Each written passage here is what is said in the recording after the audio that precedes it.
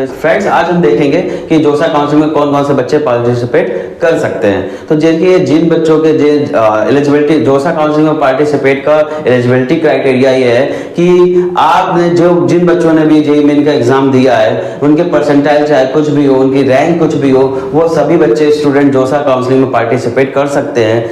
तो eligibility criteria हो गया। अब आते हैं कि इसमें कौन कौन से कॉलेज होते हैं, जोसा काउंसिलिंग से कौन कौन से कॉलेज आपको मिल सकते हैं। जोसा काउंसिलिंग से आपको IIT, triple IT, NIT and GFTI college मिल सकते हैं। आईआईटी 26 आपके 26 आईआईटी हो गई, जीएफटाई 32 हो गए, एनआईटी 31 हो गई एंड ट्रिपल आईटी आपकी 26 हो गई, जिसमें से 24 जोसा काउंसिलिंग से होती है, दो ट्रिपल आईटी आपकी क्या होती हैं, अदर अपनी इंडिविजुअल काउंसलिंग कराती है। तो ये रही जितने कॉलेज पार्टिसिपेट कर रहे हैं। आप जानते हैं कि कैसे किस तरीके से हम इसमें प्रोसीजर में पार्टिसिपेट करेंगे। जोसा काउंसिलिंग में पार्टिसिपेट करने के लिए जैसे ही बच्चों आपका जेईई एडवांस का रिजल्ट आएगा, जो कि 9 जून को आ रहा है, 10 जून से जोसा काउंसलिंग में पार्टिसिपेशन स्टार्ट हो जाएगा, रजिस्ट्रेशन स्टार्ट हो जाएंगे।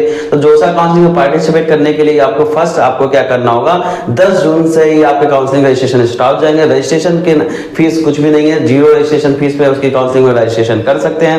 रजिस्ट्रेशन के लिए आपको josa.nic.in पे जाना होगा। वहां से हर एक बच्चा जिसने भी जेईई मेन का एग्जाम दिया है और जोसा काउंसलिंग में पार्टिसिपेट करना चाहता है, तो वो वहां पर जाकर रजिस्ट्रेशन कर सकता है। ये वेबसाइट का लिंक हमारे डिस्क्रिप्शन पे दिया हुआ है, वहां पे जाकर भी आप उसको देख सकते हैं या क्लिक कर सकते हैं। नेक्स्ट आता है जिन बच्चों ने जो उसमें काउंसलिंग में रजिस्ट्रेशन कर लिया, उसके बाद आपको क्या करना है। देखिए बच्चों, उसके बाद आपको रजिस्ट्रेशन करने के बाद आपको चॉइस नहीं बच्चों, आपकी किसी एक्सपर्ट की सलाह पे बनाना।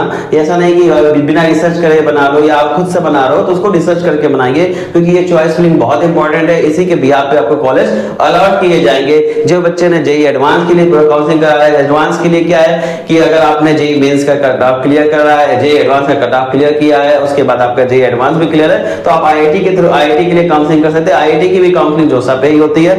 जिन बच्चों का जेईई एडवांस क्लियर नहीं हुआ है, वो बच्चे एनआईटी, ट्रिपल आईटी और जेएफटाई के लिए काउंसलिंग में पार्टिसिपेट कर सकते हैं। चॉइस फिलिंग बहुत ही सोच समझ के बनाइएगा, क्योंकि बच्चों यही आपका फ्यूचर डिसाइड करेगा। इसी के अकॉर्डिंग आपको कॉलेज मिलेंगे। टोटल जोसा काउंसलिंग में टोटल 6 राउंड होते हैं, पहला, दूसरा, तीसरा, चौथा एंड 5वां। ये 6 राउंड में आपको जिन बच्चों को सीट मिल गई है, तो वो उसमें पार्टिसिपेट करके सीट ले सकते हैं, आगे कॉलेज की पढ़ाई स्टार्ट करते हैं। जिन बच्चों को सीट नहीं मिली है, इसके बाद एक राउंड और होता है, जिसे हम सीसैप राउंड बोलते हैं। सीसैप राउंड आपके 2 पार्ट्स में होते हैं, सीसैप 1, सीसैप 2। सीसैप में होता है जितनी एनआईटी और ट्रिपल आईटी और जीएफटाई में सीट वैकेंट रह जाती हैं, वो सीसैप के थ्रू अपनी वैकेंट सीट को फिल करती है। ध्यान रखिएगा, आईआईटी सीसैप में पार्टिसिपेट नहीं करता है, भले उसकी सीट वैकेंट क्यों ना चली जाए। तो ये आईआईटी की रेपुटेशन है।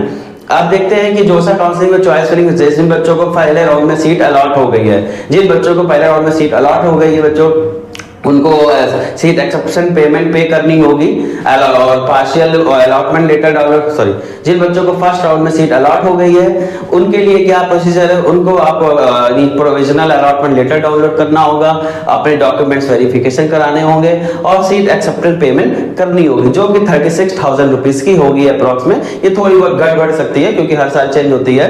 तो 36,000 आपको सीट एक्सेप्शन पेमेंट देंगे। उसके बाद आपको डॉक्यूमेंट्स वेरिफिकेशन करना है। डॉक्यूमेंट्स वेरिफिकेशन में बच्चों 4 डॉक्यूमेंट्स लगेंगे। पहला आपके 10th की मार्कशीट, 12th की मार्कशीट। इस 12th की मार्कशीट को स्टेट एलिजिबिलिटी ऑफ क्राइटेरिया बोलते हैं, तो बच्चे कंफ्यूज मत होइएगा। स्टेट एलिजिबिलिटी क्राइटेरिया का मतलब आपका 12th का सर्टिफिकेट मार्कशीट है, क्लियर। और इसके बाद आपका आ जाता है कि आपको बैंक की डिटेल भरनी होगी। बैंक की डिटेल इसलिए कि अगर आपका रिफंड जो आएगा वो आपके उसी अकाउंट में आ जाएगा और बैंक की पासबुक चलेगी। बैंक की पासबुक की जगह आप चेक भी, ब्लैंक चेक भी दे सकते हैं, वहां पर लगा सकते हैं। और इसके बाद आपका आ जाता है मेडिकल सर्टिफिकेट। मेडिकल सर्टिफिकेट बच्चों जोसा के लिए क्या है कि मेडिकल जोसा की वेबसाइट पे जाके या हमारे डिस्क्रिप्शन पे उसका मेडिकल सर्टिफिकेट का फॉर्मेट दिया हुआ है, वहां से उसको फिल कर सकते हैं। अगर उसको फिलिंग में कोई दिक्कत होती है तो आप मेरे से कांटेक्ट करते हैं, हम सैंपल भी एक आपको देंगे किस तरह आपको फिल कराना है। उसके बाद आपको क्या करना है कि वो एमबीबीएस डॉक्टर से जाके, किसी भी एमबीबीएस डॉक्टर से जाके या एमडी या फिर आपका क्या बोलते हैं डिस्ट्रिक्ट ऑफिसर, यहाँ देखिए इस बात का ध्यान रखिएगा कि एक्टिव काउंसलिंग में क्या होता है, वो वहां पर ये कंपलसरी कर रखे कि वो जो मेडिकल सर्टिफिकेट आपको बनवाना है वो आपका डिस्ट्रिक्ट हॉस्पिटल से होना चाहिए, बट जोसा में ऐसा नहीं होता है। आप किसी भी एमबीबीएस डॉक्टर से जाके उसको वेरिफिकेशन करा के वहां पर उसको अपलोड कर सकते हैं। डॉक्यूमेंट्स की लिस्ट मैंने पहले ही बता दी, कौन कौन से डॉक्यूमेंट्स बच में लगेंगे। वो वो डॉक्यूमेंट्स आप पहले से रेडी रखिएगा, वरना आप काउंसलिंग से बाहर भी किए जा सकते हैं। तो डॉक्यूमेंट्स की लिस्ट देखने के लिए डिस्क्रिप्शन पे जाके आप चेक कर सकते हैं, वहां पर मैंने डिस्क्रिप्शन पे लिंक दे रखा है पुरानी वीडियो का, आप उसको जाके लिंक पे वीडियो देख सकते हैं कि डॉक्यूमेंट्स से बच्चों, अगर डॉक्यूमेंट्स आपके पूरे नहीं होंगे तो आप काउंसलिंग में पार्टिसिपेट नहीं कर पाएंगे।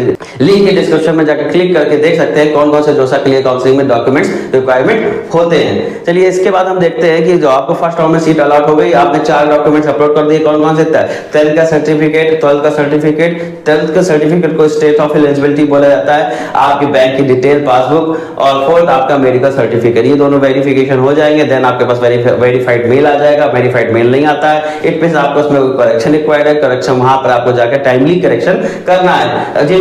ये इसके बाद आप क्या करेंगे, ऑटोमेटिकली आप वहां पर आपके पास 3 ऑप्शन खुल जाएंगे जैसे ये सारा प्रोसीजर कंप्लीट होगा। एक आपका फ्रीज का ऑप्शन खुल जाएगा, एक फ्लोट का ऑप्शन खुल जाएगा, एक स्लाइड का ऑप्शन खुल जाएगा। अब इस ऑप्शन के बारे में जान लेते हैं। फ्रीज, स्लाइड, फ्लोट का मींस क्या है? फ्रीज का मतलब अगर आपको फर्स्ट राउंड नहीं, आपने जैसे फर्स्ट राउंड में एनआईटी ट्रिची के बारे में फिल किया कंप्यूटर साइंस, और वो एनआईटी ट्रिची की जो कंप्यूटर साइंस आपको मिल गई है, तो इट मींस आप आगे काउंसलिंग पार्टिसिपेट नहीं करना चाहते, आप पहले राउंड में स्टॉप करके क्विट कर जाएंगे, तो आपको उसके बाद काउंसलिंग में नेक्स्ट राउंड में पार्टिसिपेट करने की जरूरत नहीं है।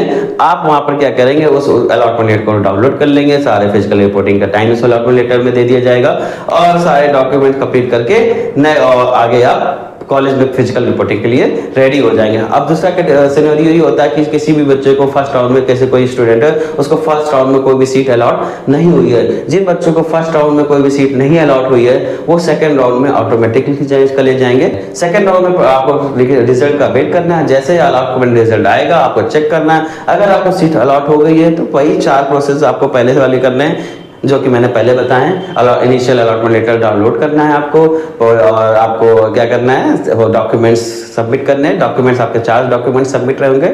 फिर नेक्स्ट स्टेप हो, 4 डॉक्यूमेंट्स मैंने जो पहले बताया वही होंगे। अब नेक्स्ट स्टेप होगी आपको डॉक्यूमेंट्स वेरिफिकेशन मेल आएगा कि आपके मेल सब वेरीफाइड हो गए। तो अगर आप इसमें फ्रीज करना चाहते हैं तो फ्रीज कर सकते हैं, स्लाइड करना चाहते हैं तो स्लाइड कर सकते हैं, एंड फ्लोट करना चाहते हैं तो फ्लोट कर सकते हैं। बच्चों मैंने फ्रीज का पहले उसमें बता दिया था, अब स्लाइड के बारे में देख लेते हैं। स्लाइड का मीन होता है कि आपने अगर एनआईटी में आप स्लाइड का मीन होता है कि सेम कॉलेज में ब्रांच अपग्रेडेशन कर सकते हैं। सपोज दैट आपको एनआईटी ट्रिची में कंप्यूटर साइंस मिला था, इससे ऊपर की कोई ब्रांच नहीं है। अगर आप एग्जाम्पल लेते हैं कि एनआईटी ट्रिची में आपको इस इलेक्ट्रिकल इंजीनियरिंग मिल गई है और आप चाहते हैं एनआईटी ट्रिची में ही कोई इससे अपग्रेड ब्रांच मिल जाए, तो आपको क्या करना होगा, स्लाइड ऑप्शन चूज करना होगा। आप अगर सेम कॉलेज के लिए अपग्रेडेशन ब्रांच अपग्रेडेशन चाहते हैं तो आपको स्लाइड ऑप्शन चूज करना होगा। नेक्स्ट हम डिस्कस करते हैं फ्लोट ऑप्शन। फ्लोट ऑप्शन क्या है, जिस अगर आपने सपोज दैट आपने चॉइस फिलिंग की है, आपकी चॉइस फिलिंग में 18 नंबर चॉइस फिल हो गई है, आपकी सेकंड राउंड में 18 नंबर चॉइस मिल गई है, तो आप चाहते हैं कि आपको 10 नंबर चॉइस तक आई या इससे ऊपर की चॉइस मिल जाए हायर प्रेफरेंस की, तो आपको फ्लोट ऑप्शन चूज करना होगा। फ्लोट ऑप्शन के थ्रू आप क्या करते हैं, अपनी प्रेफरेंस के ऑर्डर को हायर प्रेफरेंस ऑर्डर गेट कर सकते हैं लास्ट राउंड तक। तो इस तरह आपको टोटल 6 राउंड में पार्टिसिपेट करना है और ये पूरा प्रोसेस। अगर इस काउंसलिंग में आपको किसी भी तरह की कोई दिक्कत होती है तो हमारे नंबर पे कांटेक्ट कर सकते हैं। हमारे डिस्क्रिप्शन में हमारे नंबर, हमारी डिटेल्स सारी दी गई है, वहां पर जाके डिस्कस कर सकते हैं। थैंक यू, धन्यवाद।